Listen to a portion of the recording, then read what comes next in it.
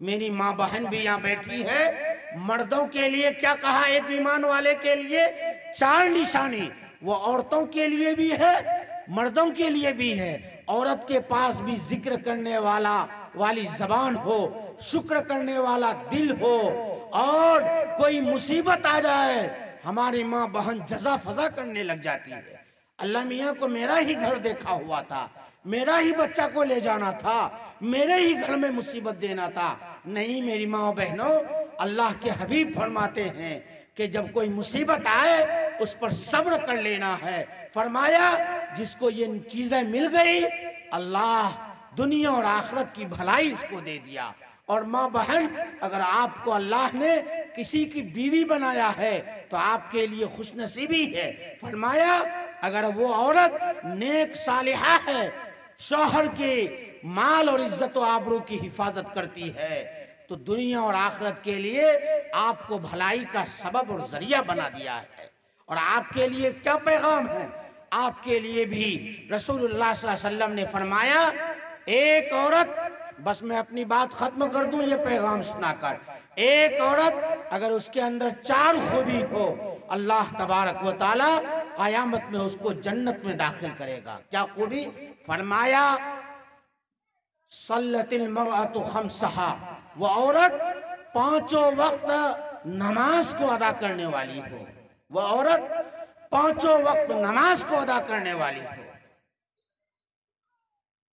अब तो नमाजों का हाल ये है कि मर्द भी नमाज अदा नहीं करते हैं।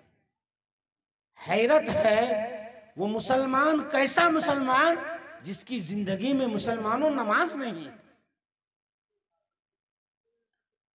जो नमाज इंसान को फजर के वक्त मस्जिद न पहुंचाए, जो ईमान इंसान को नेक काम करने पर आमादा ना करे, जो इंसान मस्जिद में लाकर सर को अल्लाह के सामने झुका ना सके, वो इंसान कैसे कह सकता है कि मैं मोमिन हूं?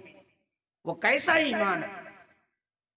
फरमाया कि जो औरत 5 वक्त नमाज की पाबंदी करती हो, अल्लाह का फजल है हमारे घरों में जो बूढ़ी औरतें हैं अल्हम्दुलिल्लाह, वो तो नमाजों की पाबंदी कर लेती हैं, लेकिन आमतौर पर अधेड़ उम्र की जो हमारी बहनें हैं, जो जवान बच्चियां हैं, ये नमाज पढ़ती ही नहीं। अब बताइए कि अगर उसकी मौत हो जाए और अल्लाह के सामने वो पेश हो, अल्लाह को क्या मुंह दिखाएंगे? मेरी माँ और बहनों, बड़ा इबरत का मकाम है।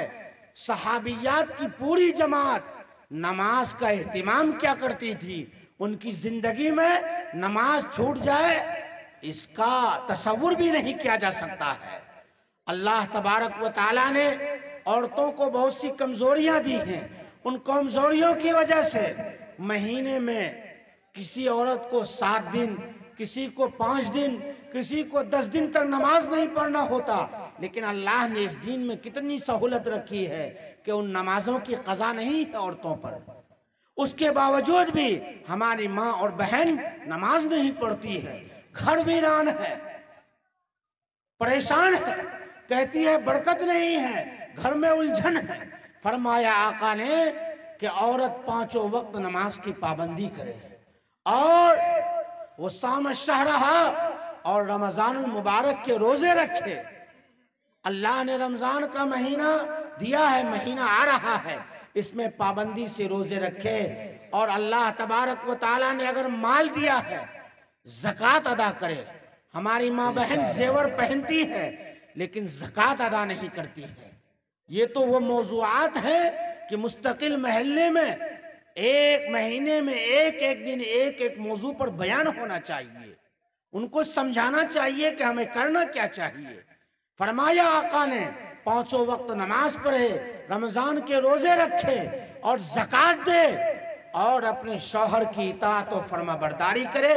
आका ने फरमाया कल क़यामत में इस औरत को कहा जाएगा जन्नत के जिस दरवाजे से जाना चाहती है चली जा।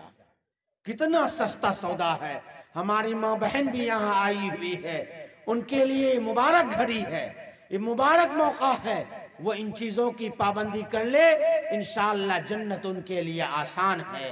इसलिए मेरी माँ बहनों, आज के इजलास से यही पैगाम लेकर जाइए। आका ने फरमाया, अगर अल्लाह के बाद किसी को सजदा करने का हुक्म देता तो औरत को हुक्म देता कि वो शौहर को सजदा करे, लेकिन चूंकि अल्लाह के अलावा किसी के सामने झुकना दुरुस्त नहीं है, इसलिए सजदा नहीं करने को कहा गया। लेकिन यहाँ से मर्द का मकाम मालूम हुआ। आज हमारे घरों में जो तलाक के वाक़यात है, ये इसी वजह से है कि हमारी माँ बहनों में के अंदर शौहर की इज्जत, उनके मकाम का ख्याल नहीं है। जरा सी बात हुई, बेइज्जती पर उतर आती है, उनकी तौहीन करने लग जाती है। और शौहर नामदार भी इतने गुस्से में हैं, इतने जज्बात में आ जाते हैं कि फौरन तलाक दाग देते हैं। और औरत को जहां कहा गया कि वो शौहर की इताअत और फरमाबरदारी करे, शौहर को भी कहा गया है कि बिला वजह उस पर उसको कुछ न कहे। फरमाया, जो खाओ वो खिलाओ, जो पहनो वो पहनाओ। फरमाया, औरत आप गीने हैं। फरमाया, ये टेढ़ी पसली से पैदा की गई है, इनके टेढ़ेपन से फायदा उठा लो। इनको सीधा करने की कोशिश करोगे तो ये टूट जाएगी। इस तरह की तालीमात दी गई है ताकि समाज और मुआशरा वो इस तरह का हो कि वहाँ औरत को भी मकाम मिले, वहाँ मर्द को भी मकाम मिले, दोनों की इज्जत हो।